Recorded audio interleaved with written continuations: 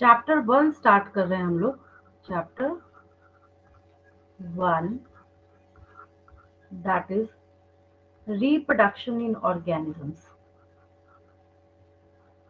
Reproduction in organisms. ठीक।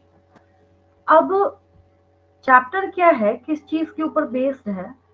तो अगर मैं आपको ऐसा बोलूं कि बचपन से लेके आज तक आपने जितनी बायोलॉजी पढ़ी थी ना, सारी क्लासेस का निचोड़ करके एक इंट्रोडक्शन बनाया गया रिप्रोडक्शन के रिगार्डिंग, और तभी चैप्टर बनाया गया। ऐसा भी मैं बच्चों को बोलती हूँ कि फुल जो 12th क्लास है उसका यहाँ पे बेस छिपा हुआ है। कैसे? वो हर चैप्टर में आपको दिख जाएगा। फटाफट मैं क्वेश्चंस की तरफ मूव करती हूँ, क्योंकि यहाँ पे चैप्टर का नाम है रिप्रोडक्शन इन ऑर्गेनिजम्स। चैप्टर का नाम क्या है? Reproduction in organisms. ठीक है, तो सबसे पहले हम लोग डेफिनेशन ऑफ रिप्रोडक्शन पे आते हैं। सिर्फ मैं क्वेश्चन कराती चल रही हूँ नीट के पर्पज से। Definition of reproduction. ठीक है, तो यहाँ पे रिप्रोडक्शन का क्या मतलब है, पहले मैं हिंदी में अगर मैं समझाऊं तो रिप्रोडक्शन एक ऐसा बायोलॉजिकल प्रोसेस है जिसमें कोई भी ऑर्गेनिज्म अपने जैसा दिखने वाला ऑर्गेनिज्म को प्रोड्यूस करने का काम करता है। सिमिलर टू इटसेल्फ लिखना यहाँ पे जरूरी हो जाता है, क्योंकि रिप्रोडक्शन की डेफिनेशन यही है, और हमेशा हर जगह पे वो एक एग्जाम्पल उठ के आता ही है जो यहाँ पे डिस्प्यूट खड़ा करता है। कौन सा टॉपिक जो आपने पढ़ा था कि हॉर्स को जब क्रॉस कराया जाता है डोंकी के साथ तो क्या प्रोड्यूस होगा? म्यूल प्रोड्यूस होता है। तो ये रिप्रोडक्शन की डेफिनेशन को गलत साबित करने का काम करता है। मतलब ये कहता है कि रिप्रोडक्शन की डेफिनेशन में आप लिख रहे हैं कि आप सिमिलर दिखने वाले ऑफस्प्रिंग बना रहे हैं, बट हम कहाँ बना रहे हैं सिमिलर दिखने वाले? है ना, ये दोनों म्यूल को प्रोड्यूस कर रहे हैं, तीनों की स्पीशीज अलग अलग है। क्यों भाई? तो क्योंकि म्यूल जो है ये क्या है? स्टेराइल है, फर्टाइल नहीं है, जिसकी वजह से इसको बोलते हैं कि ये क्या है? दूसरे स्पीशीज का है। ठीक है, एक्सेप्शन में पढ़ेंगे हम लोग इसको, ये एक्सेप्शन का केस बन जाता है इसकी वजह से, क्योंकि यहाँ पे क्या कर रहा है? ये डिस्प्यूट अराइज करने का काम कर रहा है, प्लस ये दूसरा ही डेफिनेशन निकाल रहा है यहाँ से, तो इसकी वजह से इसको बाहर कर दिया गया। तो फटाफट मेरे साथ साथ हाथ चलाएंगे तो हम लोग लिख लेते हैं। Reproduction is defined as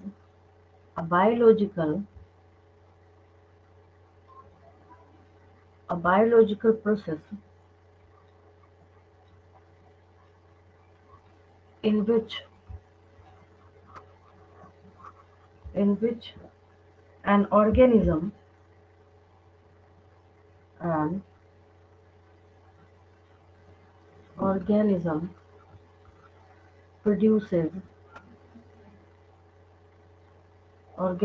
produces offspring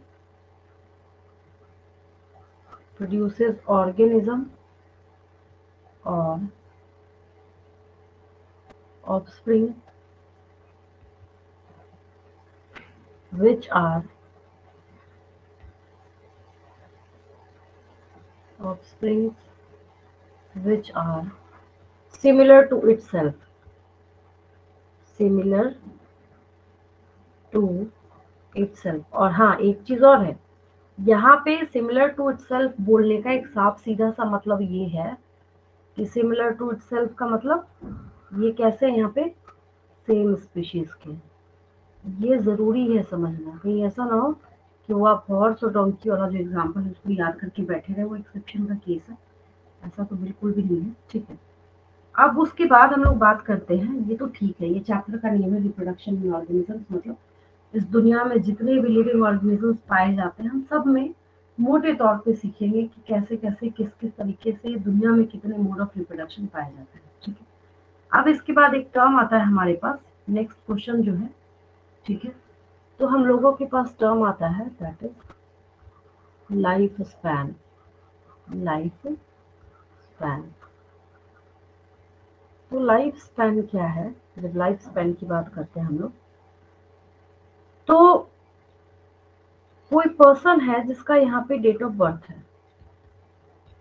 और ये नेचुरल डेथ का, अब ये नहीं कि पता चला किसी का एक्सीडेंट हो गया या फिर किसी का मर्डर हो गया, उसको नहीं। नेचुरल डेथ हम यहाँ पे कंसीडर कर रहे हैं, नेचुरल डेथ। अब किसी का एक्सीडेंट हो गया, हम बोलेंगे इतना ही जीना था उसको, ऐसा तो नहीं है। वो क्या है, उसका रियल लाइफ स्पैन नहीं है, या फिर हम उसको काउंट ही नहीं करेंगे लाइफ स्पैन के अंदर। तो इसकी वजह से जब इसकी डेफिनेशन को हम लोग देखना स्टार्ट करते हैं, तो उसकी डेफिनेशन के तौर पे क्या बात निकल के सामने आती है कि the period from birth, the period from birth to the natural death, to the natural death of an organism, of an organism represents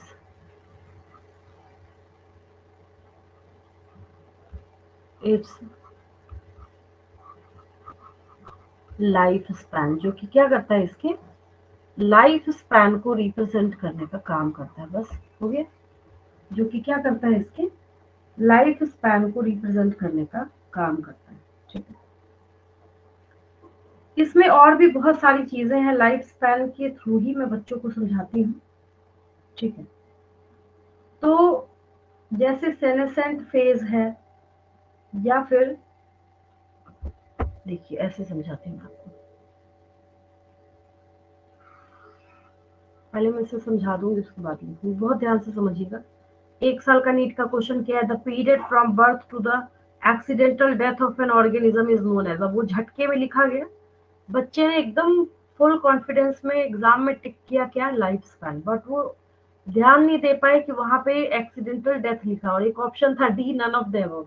तो उसमें मार्क किसको करना था, नन ऑफ द अबव को मार्क करना था, बट बच्चों ने क्या करा, गलती करा, वो देखा ही नहीं ध्यान से। तो इसको आपको ध्यान देना है एग्जाम में कि क्या यहाँ पे बोला जा रहा है। ठीक है, चलिए। तो अब अगर हम इसको डेट ऑफ बर्थ मानते हैं कि कोई भी ऑर्गेनिज्म इस दिन वो पैदा हुआ है, उसके डेट ऑफ बर्थ का टाइम मैंने लिख दिया है, तब से लेके जब तक वो रिप्रोडक्शन स्टार्ट नहीं करता। तो अगर हम यहाँ पे बोले कि रिप्रोडक्शन जो है यहाँ पे इनिशिएट्स, यहाँ पे इनिशिएट हो रहा है, रिप्रोडक्शन इनिशिएट्स, और यहाँ पे अगर हम बोल रहे हैं रिप्रोडक्शन सीजेस, मतलब यहाँ पे रिप्रोडक्शन स्टॉप हो जाएगा। ठीक है। तो यहाँ से लेके यहाँ तक, डेट ऑफ बर्थ से लेके जब तक रिप्रोडक्शन स्टार्ट नहीं होता, तो ये एक्चुअली में ग्रोथ फेज है। ये क्या है, ये ग्रोथ फेज है। ठीक है।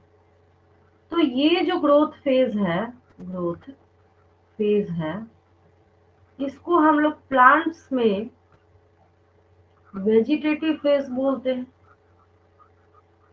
वेजिटेटिव फेज बोलते हैं। और इसको हम लोग एनिमल्स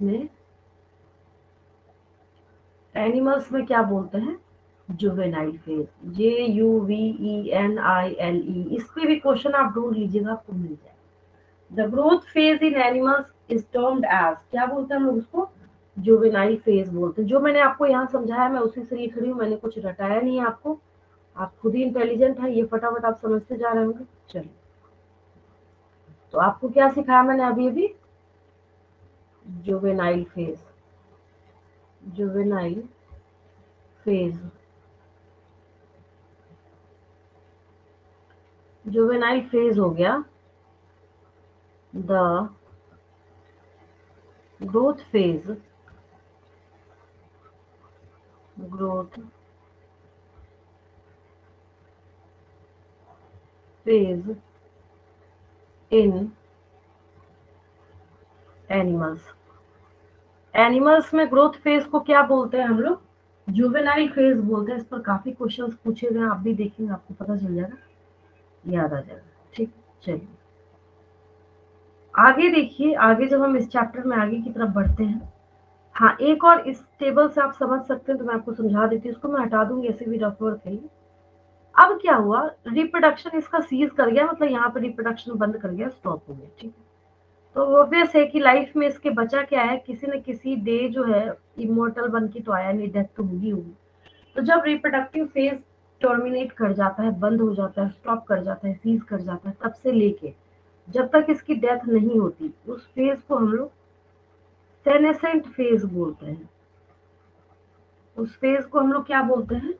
सेनेसेंट फेज बोलते हैं। आपको खुद को समझने के लिए जैसे मार्क करना होगा वैसे आप इसको मार्क करते जाएंगे, समझते जाएंगे। ठीक है, मैंने आपको बताया what are the differences between vegetative phase and juvenile phase. Vegetative phase में हम लोग प्लांट्स की ग्रोथ को देखते हैं और जुवेनाइल फेज में हम लोग एनिमल्स की ग्रोथ को देखना स्टार्ट करते हैं। ठीक है, और सेनेसेंट फेज की जब बात करते हैं तो सेनेसेंट सेनेसेंट फेज को ओल्ड एज, मतलब ओल्ड हाँ बिल्कुल, फेज बोल सकते बिल्कुल। हैं। चलिए देखिए, ऐसे मैं लिख देती हूँ, इसको मैं हटाती हूँ, ये तो मैंने रिप्रेजेंटेशन करा है, बस मैं एक सेनेसेंट फेज क्योंकि उसी पूछा था लिख देती हूँ, तो मैं आगे बढ़ती हूँ। चलिए, next one is senescent phase. SENESCENT, senescent phase। ठीक, senescent phase में आपको नोट करना है the senescent phase, the senescent phase, the senescent phase is the period, is the period after reproductive phase। After आ गया ना, आफ्टर यहाँ पे ओ जैसा दिख रहा था ये, after reproductive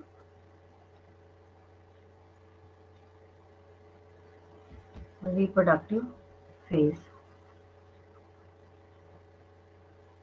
when a cell, when a cell loses its ability to reproduce, its ability to, बस हो गया, ability to reproduce। अब उसके बाद क्या आना है? डेथ ही आना है। तो कई किताबों में ऐसा भी लिखा रहता है कि टिल डेथ, है ना? तो क्या हो गया? ये सेनेसेंट फेज हो गया। क्या हो गया? ये सेनेसेंट फेज हो गया। प्लांट्स में भी होगा सेनेसेंट फेज, एनिमल्स में भी होगा सेनेसेंट फेज, मतलब जो भी लाइव है उसका तो सेनेसेंट फेज होगा ही होगा। आगे बढ़ते हैं, जो मुझे लिखने की जरूरत तो बिल्कुल भी नहीं होगी, मैं आपको समझाती जाऊंगी और आप समझते हैं। चलिए नेक्स्ट पेज में लिखती हूँ। हम लोग यहाँ पे मोड्स ऑफ रिप्रोडक्शन की बात करते हैं, मोड्स ऑफ रिप्रोडक्शन की बात करते हैं। ये जो मोड्स ऑफ रिप्रोडक्शन है यहाँ पे, ये दो हैं। पहला हो गया असेक्सुअल, पहला क्या हो गया? असेक्सुअल हो गया, और दूसरा क्या हो गया यहाँ पे? सेक्सुअल हो गया। ठीक, तो जो असेक्सुअल मोड है, क्या है? असेक्सुअल मोड है, तो आपको भी पता है। यहाँ पे मैं रफ में समझाती जा रही हूँ, ऐसा मैं नहीं बोलूंगी कि मैं बहुत फेयर करके लिख रही हूँ, आप नोटबुक में अपने तरीके से नोट कर लेना। ठीक है, मैं तो ऐसे रिप्रेजेंटेशन के तरीके से समझा रही हूँ। फटाफट देखते जाइए। असेक्सुअल रिप्रोडक्शन अगर होगा यहाँ पे, only one parent, only one parent is capable to produce, capable to produce its offspring। पता है आपको? हम इसको दूसरी भाषा में भी लिख सकते हैं कि there is no any requirement of two different types of gametes. ठीक, तो यहाँ पे एक सिर्फ पेरेंट है जो कि केपेबल है ऑफस्प्रिंग्स को, मतलब अपने बच्चों को बनाने में, प्रोड्यूस करने में। ठीक है, सेक्सुअल रिप्रोडक्शन की बात अगर हम करें तो टू डिफरेंट टाइप्स ऑफ, पता चला किसी ने टू मेल गेमेट ही समझ लिया तब, तो यहाँ पे two different types of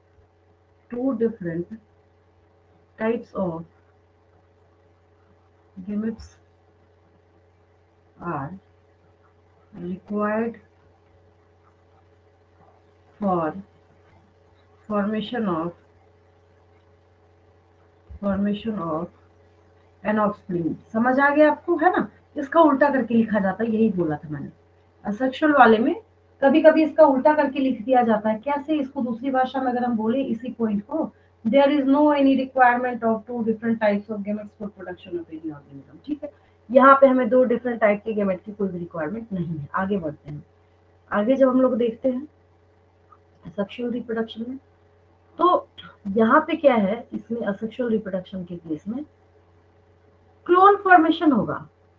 clone क्यों फॉर्मेशन होगा, इससे भी अगर हम पॉइंट निकालें, भाई क्लोन इसलिए फॉर्म होगा क्योंकि ये जेनेटिकली आइडेंटिकल होंगे। क्या दिक्कत है, क्योंकि कैसे होंगे ये, जेनेटिकली आइडेंटिकल होंगे, जेनेटिकली आइडेंटिकल होंगे। यहाँ पे clones are not formed. Obvious है कि जब हम डिफरेंस लिख रहे हैं तो उल्टा उल्टा पॉइंट ही लिखेंगे, और होता भी ऐसा ही है। क्लोन्स आर नॉट फॉर्म्ड, सवाल ही नहीं उठता। यहाँ पे वेरिएशन होगा, यहाँ पे क्या होगा, वेरिएशन होगा, तो क्लोन फॉर्मेशन का तो सवाल ही नहीं उठता। ठीक है, यहाँ पे ये कैसे होते हैं, जेनेटिकली आइडेंटिकल होते हैं, यहाँ सवाल ही नहीं उठता, वेरिएशन हो गया, जिसकी वजह से क्या होंगे ये जेनेटिकली, यहाँ पे क्या होंगे ये जेनेटिकली डिसिमिलर होंगे। कैसे होंगे ये जेनेटिकली डिसिमिलर होंगे। अगर बाय फेस थोड़ा सा दिख भी गया गलती से पेरेंट की तरह, जैसे कोई गर्ल है वो एग्जैक्ट अपनी मदर की तरह दिखे, या कोई फादर है वो एग्जैक्ट, मतलब कोई अगर बॉय है वो एग्जैक्ट अपने फादर की तरह दिखे, वो क्या है, थोड़ा सा हो सकता है, वॉइस चेंज होगा, क्वालिटी चेंज होगी, बिल्कुल एग्जैक्ट कॉपी नहीं हो सकता है ना। तो उसी के लिए हम लोग यहाँ पे लिख रहे हैं कि ये जेनेटिकली असेक्सुअल रिप्रोडक्शन जो है, ये जेनेटिकली आइडेंटिकल ऑफस्प्रिंग्स को प्रोड्यूस करेगा, और यहाँ पे ऐसा चांस ही नहीं उठता। यहाँ पे क्या होगा, ये जेनेटिकली डिसिमिलर होता है। ठीक है, तो यहाँ तक आपने नोट किया होगा। मैं नेक्स्ट पेज पे आगे बढ़ रही हूँ, या फिर मैं इसी में आपको समझा देती हूँ, इसको थोड़ा ऊपर करते मुझे, हाँ वैसे भी हो सकता है। चलो यहाँ कर दिया, इतना स्पेस सफिशिएंट है लिखने के लिए। देखिए, क्योंकि इनसे रिलेटेड पॉइंट बोल सकते हैं। हाँ देखिए, क्लोन फॉर्मेशन हो रहा है, यहाँ पे क्या हो रहा है, क्लोन फॉर्मेशन हो रहा है।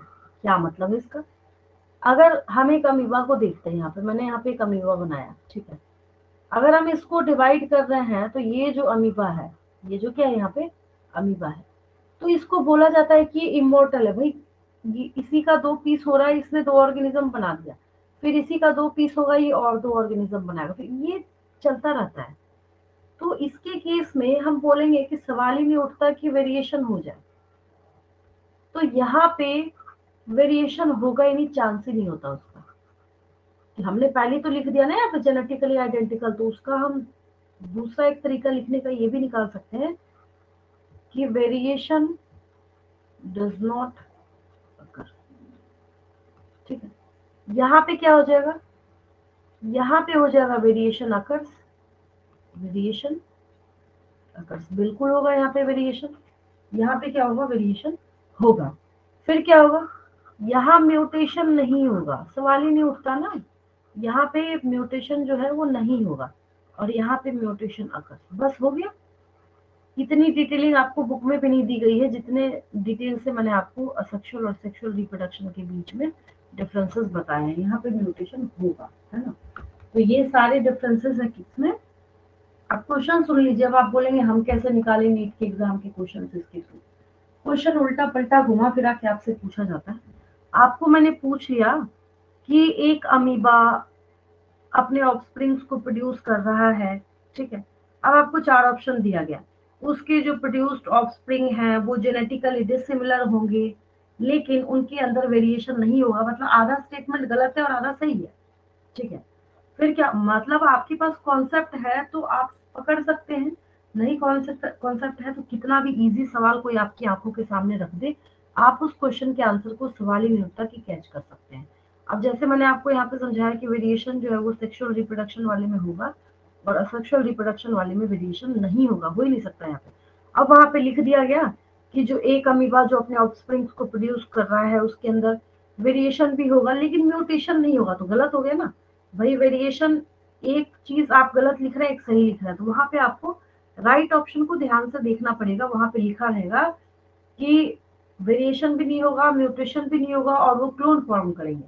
तो इस तरीके से इस डिफरेंस में से आप क्या कर सकते हैं, उस टॉपिक को आप निकाल सकते हैं। ठीक है, अब कुछ छोटे मोटे ऑर्गेनिज्म के मोड ऑफ रिप्रोडक्शन हम लोग देखते हैं जिसके रिगार्डिंग क्वेश्चन पूछा जाता है। ठीक है, चलिए आगे बढ़ते हैं नेक्स्ट पेज पे। ये आपने नोटबुक में नोट कर लिया होगा।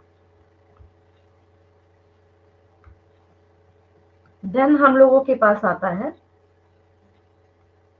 मोड ऑफ रिप्रोडक्शन में। अगर हम असेक्सुअल की डिटेलिंग करें, हमने इसको कॉपीराइट दे दिया ना कि भाई तुम क्लोन फॉर्म कर सकते हो, तो जब हम लोग यहाँ पे असेक्सुअल रिप्रोडक्शन पे चलते हैं, किस पे चलते हैं, असेक्सुअल रिप्रोडक्शन पे चलते हैं, तो इसके केस में क्या है, असेक्सुअल रिप्रोडक्शन के केस में क्या है, जैसे अगर हम यहाँ पे ऑर्गेनिज्म और उसमें कौन सा मोड होगा या कैसे होगा, ये हम लोग पढ़ते हैं और सीखते हैं। अगर हम यहाँ पे हाइड्रा की बात करें, इसकी बात करें, ठीक है, तो ये क्या करेगा, हाइड्रा कैसे फॉर्म करता है यहाँ पे, तो ये अपने नंबर को कैसे इंक्रीज करेगा, बर्ड फॉर्मेशन करता है। कैसे करेगा, जैसे आपने जब भी इसका डायग्राम इमेज जो भी देखा होगा, ये कैसे करेगा, ये बर्ड फॉर्मेशन करेगा। फटाफट दो चार ऑर्गेनिजम्स के देखते हैं, खत्म करते हैं इसको। चलिए सेक्सुअल मोड जितने भी हैं उसको हम लोग फटाफट खत्म करते हैं। देखिए बडिंग इन हाइड्रा, हाइड्रा के अंदर सिर्फ एक बर्ड फॉर्म होगा, सिर्फ क्या होगा, एक बर्ड फॉर्म होगा, और वही नए ऑर्गेनिज्म को बनाने में केपेबल होता है। बस हो गया खत्म। तो आपको 3-4 ऑप्शन दिया जाएगा, बडिंग के थ्रू करेगा या फिर बडिंग के थ्रू करने की बजाय ये कैसे करेगा, नहीं करेगा, तो उसमें क्या होता है, बच्चों को मार्क करना पड़ता है। ये हाइड्रा है, ठीक है। तो क्या हुआ, पहले पहले यहाँ पे इसकी बॉडी से ना एक छोटा सा बड निकला, फिर इस बड ने अपने साइज को बढ़ाया, फिर और साइज को बड़ा किया, फिर जैसे इसकी बॉडी से कट के डिटैच होके अलग हो गया, ये पेरेंट हाइड्रा हो गया, ये इसका ऑफस्प्रिंग हाइड्रा हो गया। इस तरीके से क्या हो गया, ये अलग हो गया। लेकिन सिर्फ एक अकेला यही बडिंग नहीं करता है, तो यहाँ पे आपको याद क्या रखना है, keyword is budding. How hydra increases it's number, by the budding, ठीक है।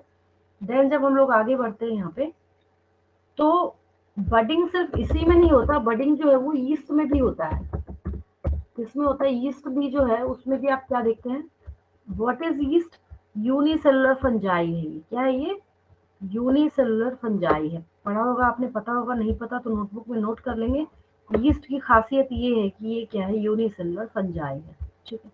अब अगर ईस्ट में हम लोग देखना स्टार्ट करते हैं, ये ईस्ट है, ठीक है। पहले इसने क्या किया, यहाँ पे अभी तो नॉर्मल था ना, प्लेन, यहाँ पे पहले इसने छोटा सा बड बनाया, फिर और बड़ा किया, फिर क्या हुआ, यहाँ पे ना ये क्लीवेज बढ़ता गया, बढ़ते बढ़ते इसने काट दिया इसको यहाँ से, मतलब डिटैच हो गया बॉडी से। बॉडी से जैसे ही डिटैच हो गया, तो डिटैच होने की वजह से इसने एक दूसरे यीस्ट को बना दिया, ठीक है। तो यीस्ट अपना नंबर कैसे इंक्रीज करता है, बाय बडिंग। कैसे इंक्रीज करेगा, बडिंग के थ्रू ही अपने नंबर को इंक्रीज करने का काम करता है, ठीक है। अब इसके बाद आगे बढ़ते हैं हम लोग, जो कि मैंने आपको कई बार समझा रखा है, बहुत सारे मैंने चैप्टर्स कराए हैं जिसमें मैंने आपको पेनिसिलियम का जिक्र करा है, ठीक है। पेनिसिलियम अपने नंबर को कैसे इंक्रीज करता है, with the help of conidia. With the help of, मैंने कोनिडिया लिखा, ये खुद ही पेनिसिलियम कैच कर रहा है, क्योंकि जो क्या है यहाँ पे, पेनिसिलियम है जिसका इस्तेमाल करके फर्स्ट एंटीबायोटिक बनाया गया था। सिखाया है मैंने आपको कई बार, जब मैंने आपको बायोलॉजिकल क्लासिफिकेशन कराया था, वहां भी जब कभी भी इसका जिक्र आता है तो मैं आपको बताती हूँ, ठीक है। तो ये अपने नंबर को कैसे इंक्रीज करता है, तो देखिए ये क्या है, एक्चुअली दीज आर कोनिडिया। यहाँ पे ये जो स्ट्रक्चर्स आपको दिख रहा है, ये कोनिडिया है। क्या है ये, कोनिडिया है, ठीक है। तो how Penicillium increases it's number, with the help of conidia. और कोनिडिया को हम लोग टर्म क्या देते हैं, क्या बोलेंगे इसको, ऐसा बन गया, ऐसा इस तरीके से स्ट्रक्चर, इसको हम लोग असेक्सुअल रिप्रोडक्टिव स्ट्रक्चर बोलते हैं। क्या बोलते हैं इसको हम लोग, asexual reproductive, asexual reproductive structure बोला जाता है इसको, क्योंकि इसको दूसरे पार्टनर की रिक्वायरमेंट तो नहीं है, नो डाउट, लेकिन खुद ही अपनी बॉडी में एक ऐसा स्पेशल पार्ट कैरी करता है जिसको जरूरत ही नहीं है किसी की, ये खुद ही अपने नंबर को इंक्रीज करा सकता है, ठीक है। देन हम लोग क्लेमाइडोमोनस के अंदर जूस्पोर्स देखते हैं। क्या देखते हैं, जूस्पोर्स इन क्लेमाइडोमोनस। डायग्राम देखने से क्या हो रहा है, आपको साथ ही साथ याद होता जा रहा है, क्लेमाइडोमोनस।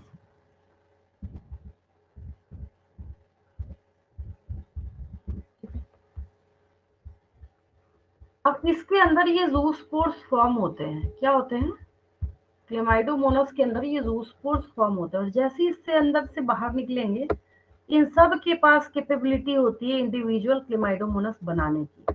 सब बना सकते हैं, जितने भी आपको यहाँ पे नजर आ रहे हैं, सब के पास क्या खासियत है कि ये जूस्पोर्स को बना सकते हैं। मतलब ये जूस्पोर्स जो है, ये क्या, पहले इसके अंदर था, पहले कहाँ था ये, इस क्लेमाइडोमोनास के अंदर था। ऐसे देखिए, ये क्लेमाइडोमोनास है, पहले ये कहाँ है, इसके अंदर है, ठीक है। अब यहाँ से देखिए बाहर निकला, अब इसकी जो आइडेंटिटी है वो सेपरेट हो गई, इंडिविजुअल हो गई, इंडिपेंडेंट हो गई, ठीक है। अब ये अलग से क्लेमाइडोमोनास बन गया, तो ये स्पेशलिटी किसकी है, क्लेमाइडोमोनास की है, ठीक है। फिर आपको मैंने 11th क्लास में पढ़ाया था, सुना होगा आपने, स्पॉन्जेस पॉडीफेरा फर्स्ट फाइलम, ठीक है। तो पॉडीफेरा को हम लोग स्पॉन्जेस बोलते हैं, कॉमनली हम लोग क्या बोलते हैं, स्पॉन्जेस बोलते हैं, ठीक है। तो स्पॉन्जेस के अंदर गिम्यूल्स या जिम्यूल्स का फॉर्मेशन होता है, ठीक है। ये जब इसमें से बाहर निकलेंगे तो ये क्या करते हैं, ये दूसरे स्पॉन्जेस को फॉर्म करते हैं। ये तो ऐसे ऑर्गेनिज्म है जिनको शुरुआत में प्लांट समझा जा रहा था। पॉडीफेरा जो है, नीट का क्वेश्चन है कि which of the following phylum possess plant like animals, तो वहां पे हम लोगों को किसको मार्क करना पड़ता है, ये जो स्पॉन्जेस हैं या पॉडीफेरा है उसको हम लोगों को मार्क करना पड़ता है, क्योंकि ये क्या करते हैं, प्लांट लाइक एनिमल्स, एनिमल्स हैं। आप इसको देखेंगे भी पॉडीफेरा को, तो यहाँ पे अंदर क्या है, जिम्यूल्स भरा हुआ है, और जब ये आगे जाएगा, ये यहाँ से जब निकलेगा तो ये क्या करेगा, दूसरे स्पॉन्जेस को फॉर्म करने का काम करता है, ठीक है। तो यहाँ तक मैंने आपको कराया है। आगे जो है वो नेक्स्ट डे हम लोग फिनिश करते हैं इस चैप्टर को। ज़्यादा टाइम तो नहीं लेंगे हम लोग, हो भी जाएगा जल्दी जल्दी, क्योंकि मैं सिर्फ क्वेश्चन आंसर के पर्पज से करा रही हूँ आपको। कोई डाउट तो नहीं आज की क्लास में, क्लियर है बिल्कुल।